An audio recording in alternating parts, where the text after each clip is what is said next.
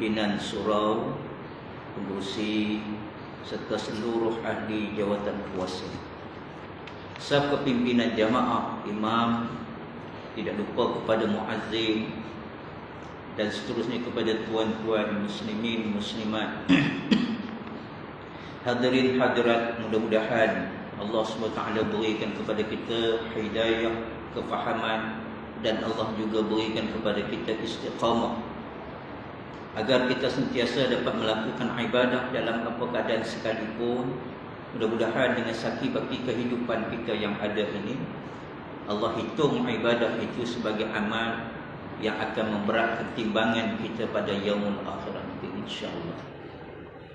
Tuan-tuan yang dirahmati oleh Allah Subhanahu wa taala, kalau tuan-tuan masih ingat, dalam pertemuan yang lalu kita membicarakan, di akhir-akhirnya kita sebut bagaimana kelebihan bagi orang yang terpaksa bersabar. Bersabar kerana menghadapi kesejukan, terpaksa berwuduk di awal pagi, terpaksa bersabar kerana nak menunaikan kewajipan, maka dia terpaksa bersejuk di awal pagi untuk mandi janabah. Maka semua yang kita hadapi itu Allah akan berikan ganjaran yang sangat besar. Seperti mana yang disebutkan dalam pertemuan yang lalu, ganjaran yang disebut oleh baginda Nabi SAW, setiap bulu-bulu yang ada pada tubuh kita, maka Allah akan hitung sebagai satu kebajikan. Berapa banyak bulu yang ada pada tubuh kita, maka sebanyak itu kita mendapat ganjaran kebajikan. Setiap kali kita berwuduk dan kita terpaksa menghadapi kesejukan demi untuk menunaikan kewajipan. Nak gambarkan kepada kita bahawa bukan setakat kita difardukan, diwajibkan, wa ma khalaqtul jinna wal insa illa liya'budun, bukan sekadar Allah mewajibkan kita beribadah begitu saja, seperti mana seorang hamba abdi yang tidak ada diberi apa-apa ganjaran kerana sebagai hamba, tetapi hambanya kita kepada Allah, Allah beri ganjaran, Allah beri di dunia, Allah beri juga pada akhirat. Cuma kadang-kadang kita tidak nampak apa yang Allah berikan itu. Maka kita lebih banyak mengejar sesuatu yang kita lihat pada dunia ini, tetapi sedangkan bekalan untuk dibawa ke akhirat kita abaikan. Maka sebab tu Nabi berikan peringatan demi peringatan. Kalaulah tuan-tuan dah dengar ceramah apa Isra wal Mi'raj, mungkin tuan-tuan dah dengar di surau ini atau di tempat-tempat yang lain. Bagaimana peristiwa Isra wal Mi'raj ini satu peristiwa yang tak boleh kita nafikan. Siapa yang menafikan peristiwa Isra wal Mi'raj, hukumnya kafir. Jadi kena hati-hati dalam bab tu.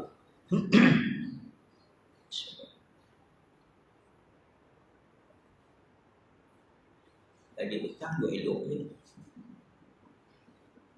Masuk surau, jadi imam, surau tersangkut. Baik, nak sebutkan bahawa hukum untuk kita mempercayai peristiwa Isra wal Mi'raj itu hukumnya wajib. Siapa menafikan peristiwa Isra wal Mi'raj, hukumnya kafir. Sama juga dengan orang yang menafikan wajibnya membayar zakat, hukumnya juga kafir. Kerana apa? Sebab pengetahuan tentang kewajipan berzakat itu telah merebak luas. Pemimpin pun tahu, rakyat pun tahu, orang miskin tahu, orang kaya pun tahu, raja-raja pun tahu, rakyat jelata pun tahu tentang wajibnya berzakat. Jadi bila kita mengabaikan kewajipan berzakat, maka hukumnya haram. Begitu juga bila kita menafikan peristiwa Isra wal Mi'raj, itu juga hukumnya haram dan boleh jadi kafir. Kenapa boleh jadi kafir? Kerana kita menolak ayat Al-Quran. Allah sebut antaranya, subhanalladzi asra bi'abdihi lailan minal masjidil haram ilal masjidil aqsa. Maha suci Allah yang memperjalankan hambanya pada waktu malam daripada Masjidil Haram ke Masjidil Aqsa hingga akhir ayat.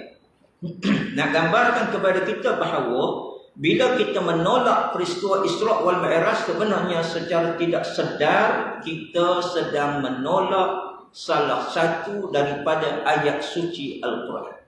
Bila kita tolak salah satu daripada ayat suci Al-Quran, hukumnya boleh jadi kafir. Sebab tu pernah saya sebut kepada kaum bapa, kepada suami, begitu juga si isteri, dia kena faham dalam konteks poligami. Poligami ini bukan semua orang suka, mana ada isteri suka, ada jugalah yang isteri suka pun ada juga.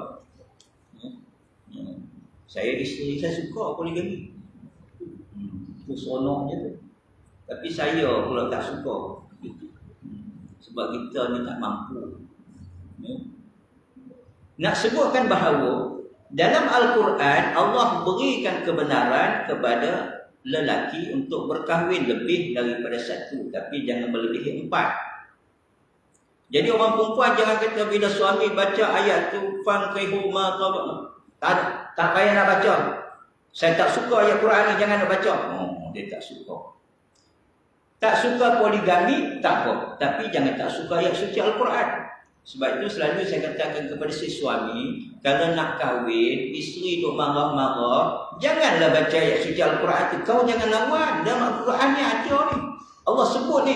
Waktu tu emosinya sedang tegang. Bila emosinya tinggi, emosinya naik mendadak, ketika tu akalnya akan menurun. Bila akalnya menurun, ketika tu kita bacalah ayat suci Al-Quran, kita baca hadis, semua dia tolak. Padahal bukan dia niat nak tolak ayat Quran tu, bukan dia niat nak tolak hadis Nabi, tapi oleh kerana ketika tu perasaannya begitu tinggi, emosinya, akalnya menurun, maka dia tolak. Maka jangan sampai kita duk gila nak cari yang baru, isteri yang ada pula akhirnya hancur agama disebabkan kerana kita memberikan dalil yang tidak kena pada masa dan waktunya. Maka sebab itu dalam konteks ini kena ingat, ada ayat Al-Quran yang sah kita tidak boleh tolak. Antaranya Allah sebut tentang peristiwa Isra' wal Mi'raj. Cuma kalau kita tak nak mempercayai cerita-cerita Isra' wal Mi'raj, ada juga yang tidak menjatuhkan akidah apabila cerita-cerita itu adalah cerita yang melibatkan adanya unsur-unsur Israeliat, ada tambahan cerita. Kadang-kadang kita baca macam-macam cerita Isra' wal Mi'raj ni. Bukan kadang-kadang tu bukan yang Nabi sebut pun, ditambah-tambahkan cerita bagi sedap lagi. Itu kalau orang tak percaya, yang itu tak apalah, tapi benda yang qat'i yang disebut oleh Nabi kita kena terima. Itu yang kita nak sebutkan tentang hukum. Jadi dalam apa yang kita dengar pada pertemuan yang lalu, bahawa ganjaran yang cukup besar bagi mereka yang bersabar apabila menghadapi kesejukan, kerana nak berwuduk, kerana terpaksa mandi janabah, kerana dia bersama dengan pasangan dia semata-mata untuk dia menunaikan solat subuh, maka ganjarannya cukup besar. Setiap bulu yang ada pada tubuhnya itu, maka Allah akan hitung sebagai satu kebajikan. Jadi kiralah berapa banyak bulu yang ada kat kita, bulu mata, bulu hidung, bulu kening. Itu saya katakan orang perempuan jangan cukur bulu kening, rugi. Sebab tu pahala tu. Orang lelaki ada janggut, jangan dicukur, rugi. Pahala semua tu. Dan bila mana air wuduk itu pula jatuh, setiap titis air wuduk yang jatuh itu akan dizikirkan oleh malaikat untuk dia sepanjang hari. Jadi nak tunjukkan banyaknya ganjaran yang disebut diberikan oleh Allah SWT yang telah disebut oleh baginda Nabi SAW. Tapi kita kena ingat, ada beberapa tanggungjawab juga yang mesti dibuat. Maka sebab itu kata Nabi SAW, awal-awal sesuatu yang akan dihisap oleh seorang lelaki di dunia, bila mana dia hidup di dunia ini, besok bila mati, benda yang pertama sekali akan ditanya kepada diri dia itu oleh Allah SWT adalah solat. Selepas solat, perempuan yang ada di dalam jagaan dia termasuklah dengan hamba sahaya. Hari ini sambil saya tak ada, kita ada siapa orang gaji. Kalau orang gaji itu tak kira lah dia daripada Indon ke, dia daripada negara mana ke, selagi mana dia Muslim, wajib kita memberi ruang kepada dia untuk menunaikan ibadah.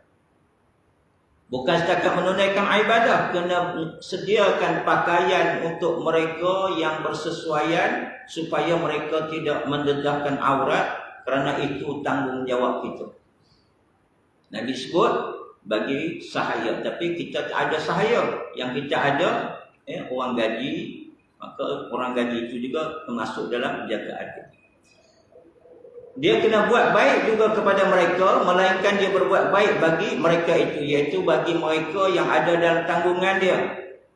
Dia kena berbuat baik, kena bercakap dengan baik, bahasanya kena baik, bukan setakat orang katakan layanan dari segi pakaian, makan, minum semua dibagi, tapi bahasanya juga hendaklah bahasa yang baik. Dan demikian juga perempuan. Begitu juga dengan perempuan, kata Nabi. Perempuan tu sama juga. Yang pertama akan dihisap pada hari akhirat nanti adalah solat dia. Hari ini kita lihat kadang-kadang ramai orang perempuan tinggalkan solat. Sebab apa? Sayang. Sayang kepada apa? Sayang kepada benda. Foundation yang pakai, sayang Ustaz tak apalah pakai yang jenama beli pasar malam. Kami beli yang duduk Emporium supermarket Ustaz. Kalau tak ada 100 ke atas, jangan pergi tanya, buat malu je. Jadi bila dah pakai tu Ustaz, sayang cuci. Ustaz bayang kalau pergi pejabat Zuhur Asar 2 kali kena cuci, lepas tu pakai balik. Rugi Ustaz. Saya ni accountant, saya kira semua tu. Naya. Dia duk kira yang dia hilang rugi itu je. Dia tak kira yang dia hilangnya ganjaran pahala dan ditambah pada diri dia dengan dosa. Sebab tu kena hati-hati. Kena hati-hati. Isteri tak semayang di pejabat, suami kat rumah dapat dosa. Suami semayang berjemaah dengan kawan-kawan kat pejabat, isteri pergi kerja tak semayang, dia dapat juga dosa. Sebab tu orang lelaki ni kesian kat kita rajin datang masjid surau, tapi besok gaya nak melangkah je di akhirat besok kedengaran suara menjerit daripada belakang. Wahai Tuhanku, kau tahankan sekejap manusia itu. Siapa dia? Itulah suamiku, itulah bapakku. Jahilnya kami ketika mana di dunia adalah atas perbuatan dia melekalkan kami dan tidak mengajar kami akan perkara-perkara yang wajib diajar kepada kami.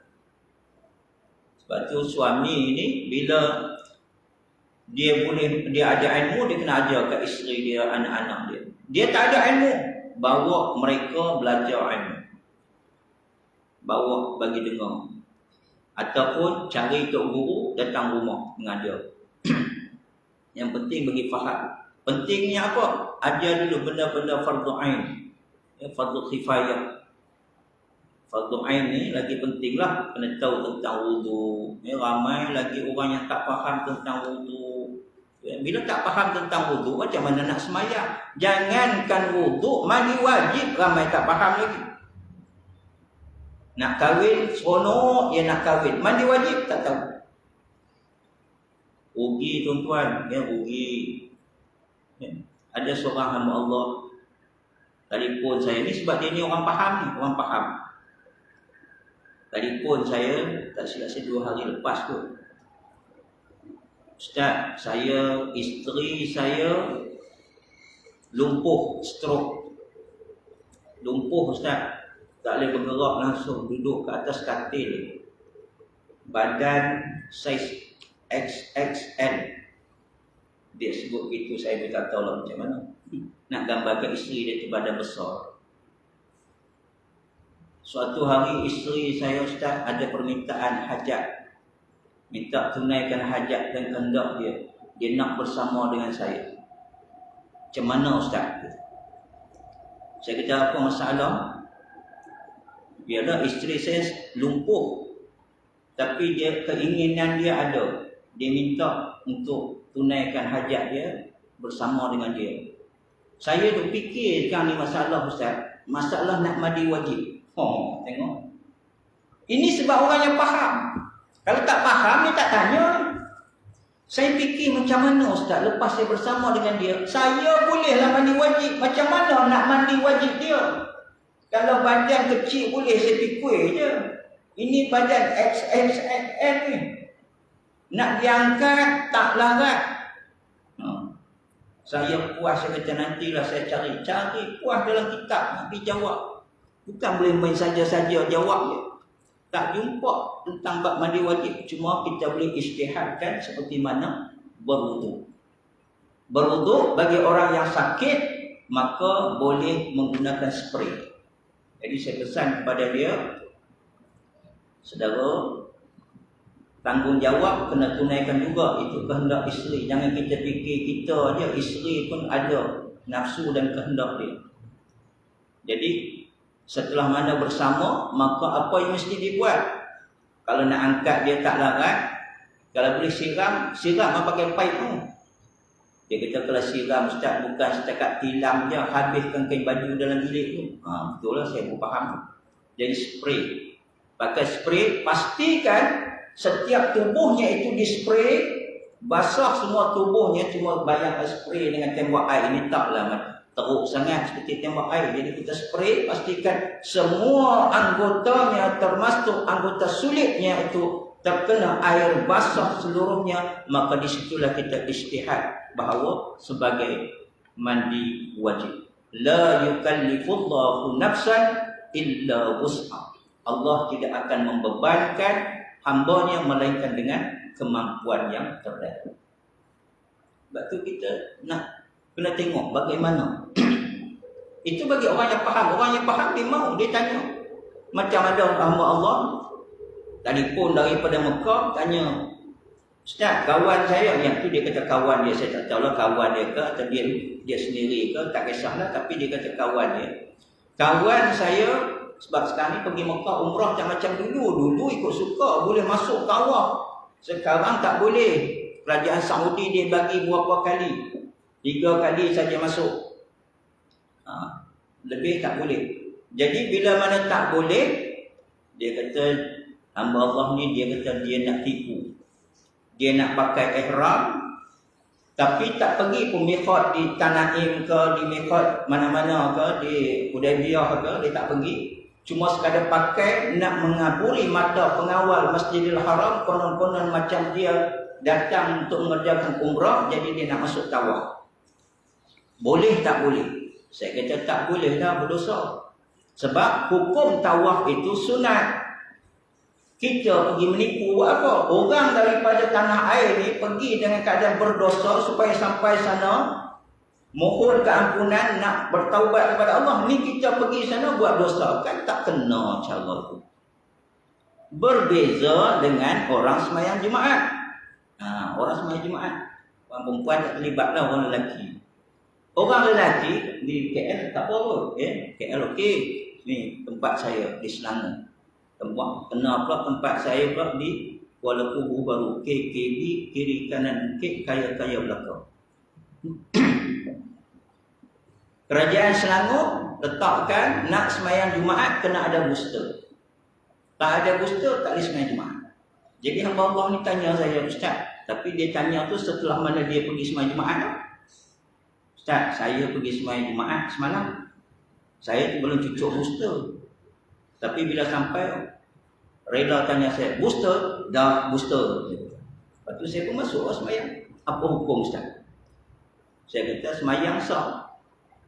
Semayang sah. Hukum menjawab tadi, hukum masuk tadi harus. Sebab semayang Jumaat itu wajib. Semayang Jumaat wajib, cucuk booster tak wajib. Jadi boleh lah. Berbeza dengan yang tadi. Yang tadi nak pergi tawaf tu sunat. Kita pergi menipu buat apa? Jadi sebab tu dalam konteks ni, bila orang tu dia ada kefahaman, dia nakkan perjelasan, dia tanya. Tapi orang yang tak faham ni dia kata, lantak lah, tak semayang pun tak semayang lah. Sedangkan kewajipan bila mana dia pergi mengerjakan sesuatu urusan boleh dijadikan sebagai satu ibadah kalau dia tidak melalaikan syariat Allah. Bila mana dia pergi buat urusan kerja seharian dengan tidak mendedahkan auratnya, maksudnya mematuhi syariat Allah, maka boleh menjadi ibadah walaupun kerjanya itu sebagai seorang typist. Kerjanya itu sebagai seorang apa? Pencuci lantai, cleaner. Tetap menjadi ibadah kalau dengan pakaian yang menurut kehendak Islam dan tidak melalaikan Islam. Melalaikan apa yang telah difardukan oleh Islam, maka jadi ibadah.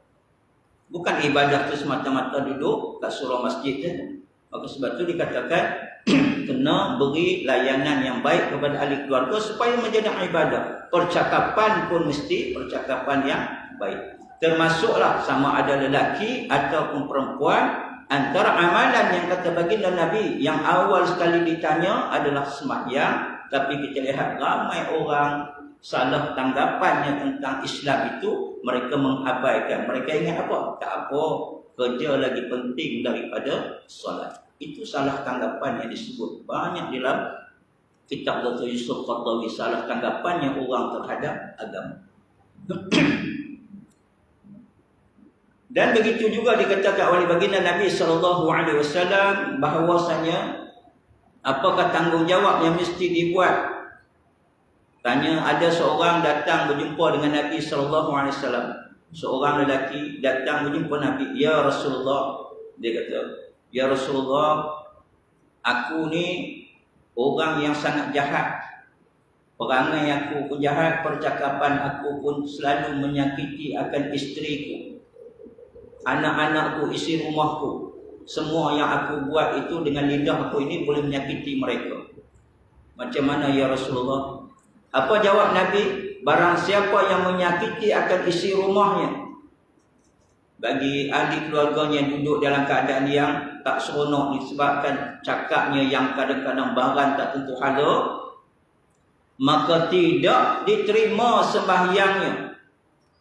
Sembahyang yang kita buat ni tak diterima. Sebab tu kena jaga, ya, jangan sampai orang-orang yang duduk di bawah tanggungan kita itu berada dalam keadaan sengsara.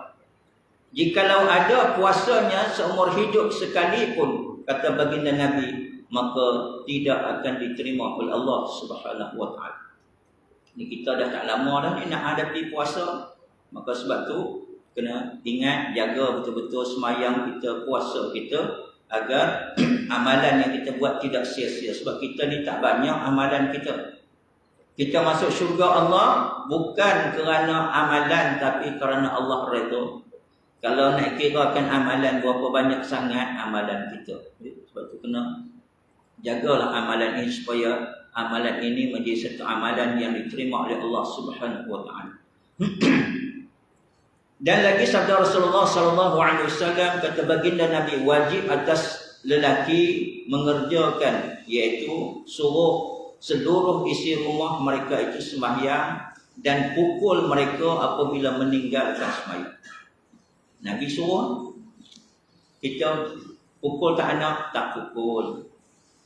Ya. Anak jatuhkan barang-barang kita pecah, kita pukul. Anak jatuhkan handphone kita, kita pukul. Anak tak pergi tuition, kita pukul. Tapi anak tak semayang, kita tak pukul. Tak apalah kalau kita tak nak pukul mereka. Di akhirat besok kita yang akan dipukul disebabkan kita mengabaikan mereka.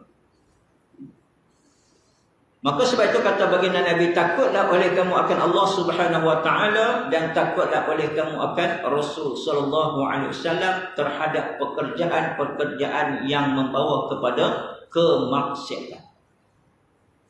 Kena jauhkan benda-benda yang boleh membawa kepada kemaksiatan. Maksiat ini pun salah tanggapannya masyarakat terhadap maksiat. Saya ingat lagi waktu saya di Jabatan Agama dulu, bila kita pergi tangkap orang. Tangkap orang yang beli nombor ekor KTM, kuda, Toto and Magnum. Bila kita pegang dia, dia kata, kenapa tangkap saya? Saya kata, tuan didakwa di bawah seksyen sekian-sekian kerana melakukan perbuatan maksiat. Apa maksiat yang saya buat? Kat tangan pegang nombor ekor. Tapi dia kata, apa maksiat yang saya buat? Sebab dia ingat maksiat itu adalah lelaki tak berpakaian, perempuan tak berpakaian, duduk bersama. Itu dia maksiat. Yang lain bukan maksiat. Maksiat ke mungkar ke adalah istilah yang diberikan kepada perbuatan-perbuatan yang kita buat menyanggah hukum Allah Subhanahu wa taala. Itu maksiat. Sebab itu kata baginda Nabi SAW, "Man redha maksiat, maksiat." Siapa yang redha kepada perbuatan maksiat, sama macam dia buat maksiat. Dia tak buat pun, tapi dia redha. Apa maksud redha? Diam diri dengan tidak marah. Redha. Kalau dia berdiam diri, tapi dia marah, itu tak redha. Sebab itu, kata Nabi, selemah-lemah iman. Tetapi bagi orang Islam, pertama sekali dia kena tegur dengan tangan. Maksudnya apa? Kuasa. Tak mampu dengan tangan, dengan kuasa, dengan mulut beri nasihat. Tak mampu dengan mulut, maka dengan hati selemah-lemah iman. Sebab tu bila mana ramai di kalangan orang yang tinggal di Selangor tak boleh sembahyang Jumaat disebabkan syaratnya booster, memang saya marah betul. Saya marah. Tetapi saya tak marah kepada jawatan kuasa masjid. Buat apa kita nak marah kepada jawatan kuasa masjid? Kenapa kita nak marah kepada Tuan Nazirnya, setiausahanya? Nak marah buat apa? Mereka ni menjalankan tugas yang telah diturunkan kepada mereka. Kalau mereka membiarkan orang sembahyang dengan tak kisah, tak ada booster pun tak apa, ramai juga jamaah yang akan buat komplain. Jamaah ni pun satu penyakit juga. Orang bagi masuk sebab semayang bagi jalan masuk. Dia ada booster, lepas tu dia tengok orang lain yang tak ada booster masuk. Dia balik dia buat report. Kenapa masjid saya tadi tuan, tengah hari tadi dia benarkan orang masuk semayang Jumaat walaupun mereka tidak ada cucuk vaksin yang ketiga. Booster tak ada boleh masuk. Dah kena pula. Jadi yang jadi jawatan kuasa ni tersepit. Bila tak bagi masuk, kena maki hamu dengan jamaah. Jamaah kata, inilah dia ni. Ni ejen-ejen dajjal. Kesian yang kena maki hamu jawatan kuasa. Macam semayang jarak-jarak. Bila kita buat jarak-jarak, ni apa ni jarak-jarak? Tak buat jarak, dia report pula. Jadi saya marah kepada saya marah terus kepada Jabatan Agama. Pengarah Jabatan Agama, mufti Jabatan Agama, Jabatan Mufti, Tok Khadi yang dulu di pejabat-pejabat agama, kau orang sebagai apa? Tunggul kayu. Sebagai orang yang faham tentang agama, kitalah yang kena duduk berbincang, akhirnya bawa kepada Datuk Pengarah Jabatan Agama, bawa kepada Datuk Mufti di Jabatan Mufti sebagai orang yang akan menasihatkan. Duli Tuanku dengar nasihat. Tuanku pun dia dengar dia nasihat. Kalau dah muka orang jadi tunggul kayu tak bagi nasihat kat tuanku bertitah ikut yang dia faham. Lepas tu nak salah kata, ini bukan salah kami, ini duli tuanku. Memanglah duli tuanku yang bertitah, tapi yang memberi nasihat siapa? Sepatutnya Datuk Mufti, sepatutnya Pengarah Jabatan Agama. Ini yang duk dengar nasihat daripada siapa? KKM. Hari ini Persatuan Pengguna Islam dah mula membantah kepada Kementerian Kesihatan. Akta 342 segala-galanya dah mula bantah. Sebab apa? Sebab kita kena faham yang saya katakan. Kenapa kita harus akur 100% dengan apa yang diturunkan oleh WHO? Siapa? Allah sebut dalam Al-Quran, "Walan tarda ankal yahudu walan nasara hatta tattabi'a millatahum." Orang Yahudi, orang Nasrani takkan suka kepada kamu wahai Muhammad sehingga kamu mengikut jejak langkah agama mereka. Dalam ayat Quran tu Allah sebut apa? Sehingga mengikut jejak langkah. Bukan masuk pun. Kamu boleh ikut mereka. Dah satu kemenangan untuk mereka.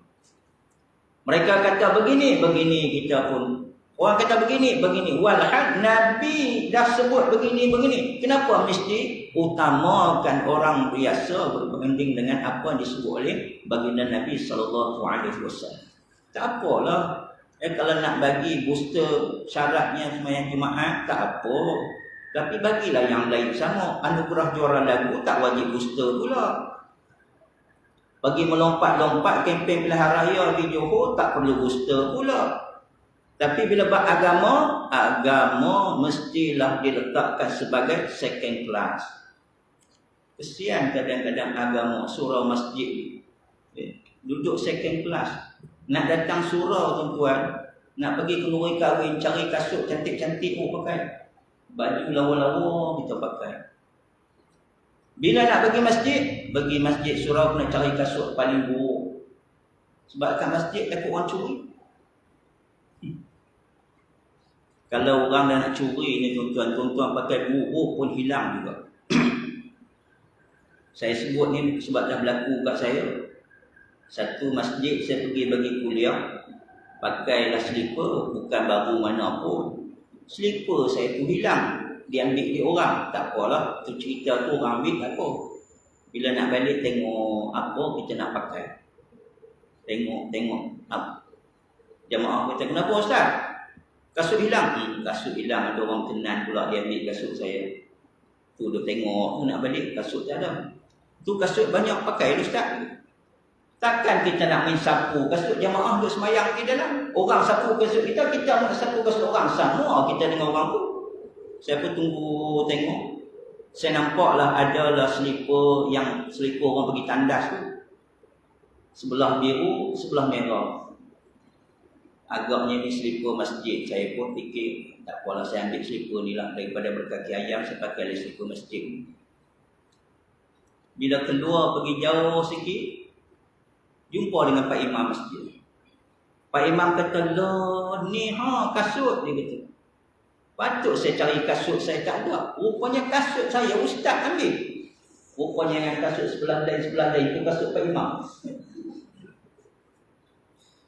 Tuan-tuan, saya nak ceritakan bahawa saya sebut kepada Pak Imam tu, saya kata, "Pak Imam, saya belum pernah jumpa Pak Imam yang memang zuhud betul macam ni.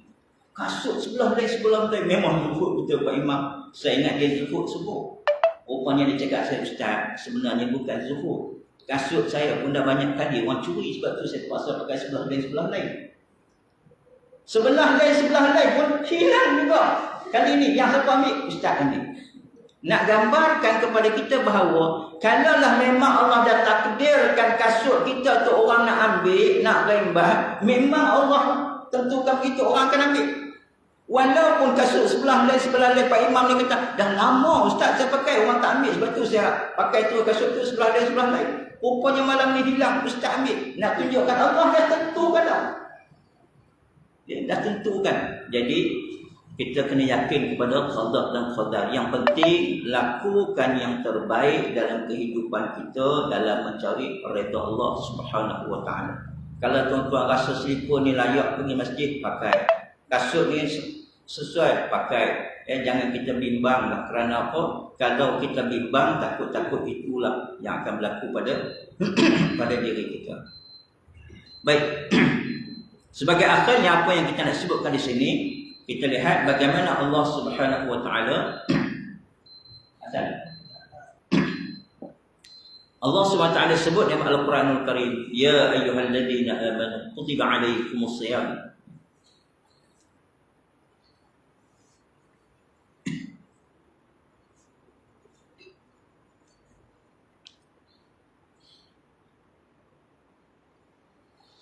Allahu Akbar,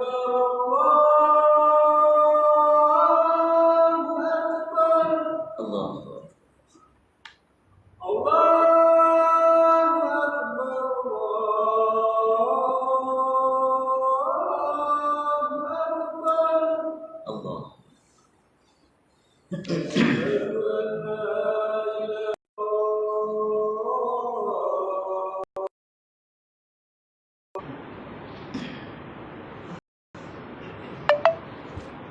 Asyhadu anna Muhammadar Rasulullah.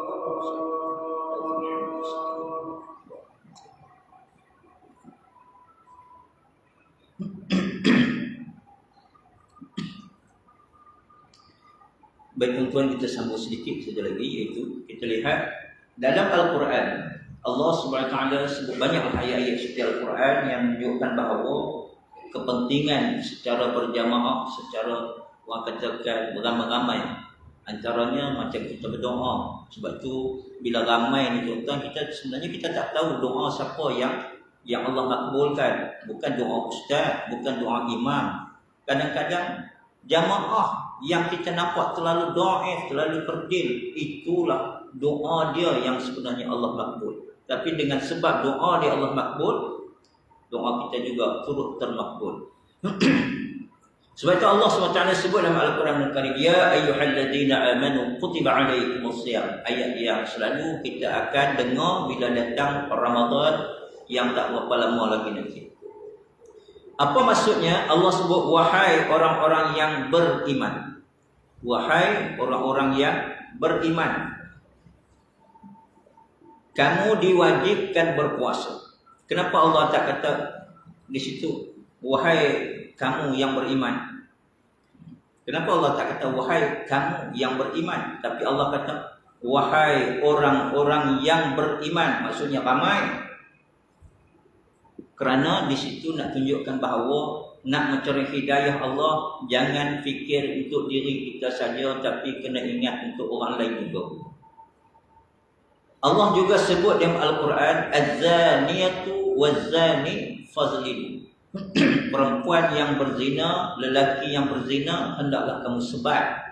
Itu bab berzina. Allah mulakan dengan ayat itu dengan kalimah perempuan, az-zani. Az-zaniyatu waz-zani. Az-zaniyat. Dalam bab mencuri, Allah gunakan orang lelaki dulu. Allah sebut di sana, wasariqu wasariqatu faqtam. Orang lelaki yang mencuri dan orang perempuan yang mencuri. Ayat Quran ni pun tuan-tuan, Allah turunkan tu, bahasanya tu sangat indah dan sesuai. Kenapa contohnya tadi Allah sebut az-zaniyatu waz-zani, perempuan yang berzina dan lelaki yang berzina. Sebab perzinaan itu sebenarnya kalau dilihat, dia bermula daripada perempuan. Dengan lenggok-lenggok dia lah. Macam mana tak berlaku? Hari ni kalau tengok dalam TikTok hari ni, Masya Allah, macam-macam. Itu pun satu penyakit juga. Anak kita baca Quran tak pandai, tapi TikTok pandai. Salah ilmu lagi yang kita ajar. Dalam Al-Quran tentang zina Allah mulakan dengan perempuan. Tentang mencuri Allah mulakan dengan lelaki. Sebab kebiasaan yang suka mencuri orang lelaki. Ada orang perempuan mencuri, tapi lebih ramai orang lelaki. Sebab Allah mulakan dengan lelaki. Tapi semua ini sama ada penzina, sama ada pencuri, kita individu tidak boleh menjalankan hukuman.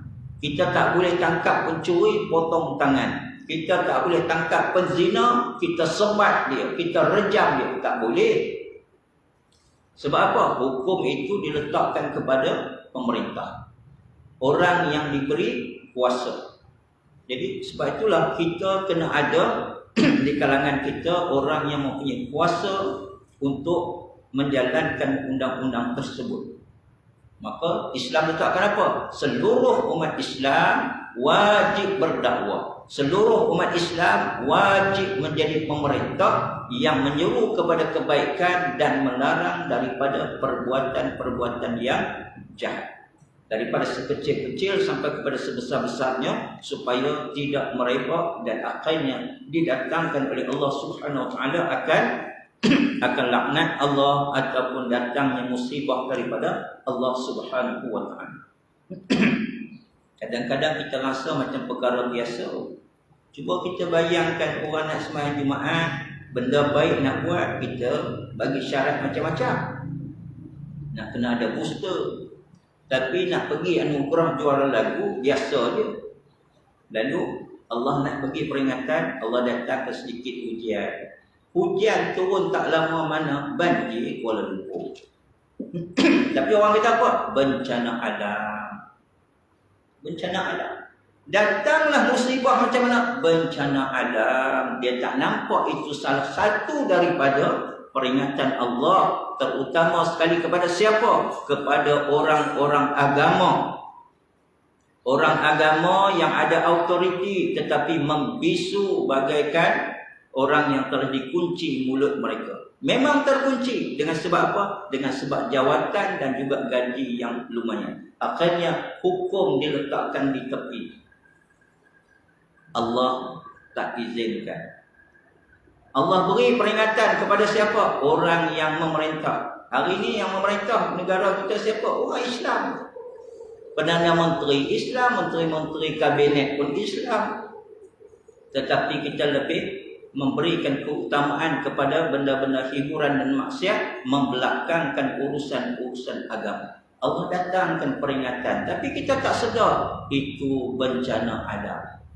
Maka sebab itu dalam konteks ini tuan-tuan, biarpun ramai yang tak sedar, tetapi setidak-tidaknya sedikit sebanyak kita yang sedar ini, maka perbanyakkanlah bertaubat kepada Allah, istighfar kepada Allah. Semoga Allah ampunkan dosa-dosa kita. Sebab saya nak katakan bahawa kalau tuan-tuan dengar peristiwa Isra' wal Mi'raj, dalam ceramah Isra' wal Mi'raj itu, Nabi sebelum naik dibawa oleh malaikat Jibril alaihissalam, bawa pergi ke telaga Zam-Zam, lalu dibelah dadanya, dicuci hati dan jantungnya, dibersihkan lalu dimasukkan hikmah. Kenapa? Sebab Nabi nak dibawa pergi menghadap Allah. Allah nak tunjukkan, walaupun Nabi yang aku sayang, Rasul yang aku cinta, Nabi dan Rasul yang aku pelihara dia dengan kemaksuman, tapi bila nak menghadap aku nak dia menghadap dalam keadaan yang bersih. Kita bukan Nabi, kita orang biasa. Kita akan menghadap Allah tak? Ya, kita akan menghadap Allah. Mungkin besok pagi, mungkin bila-bila Allah akan panggil kita. Jadi bila kita datang dulu lahir dalam keadaan fitrah, suci bersih, maka perbersihkanlah diri kita sebelum dipanggil oleh Allah, kerana kita takut bertemu dengan Allah dalam keadaan yang bergelumang dengan dosa dan maksiat.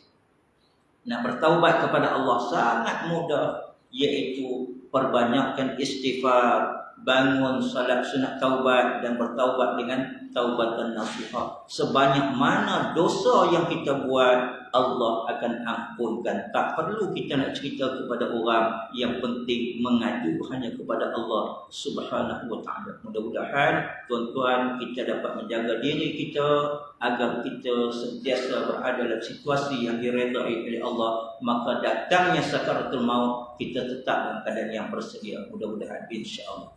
A'udzubillahi minasyaitonir rajim. Bismillahirrahmanirrahim.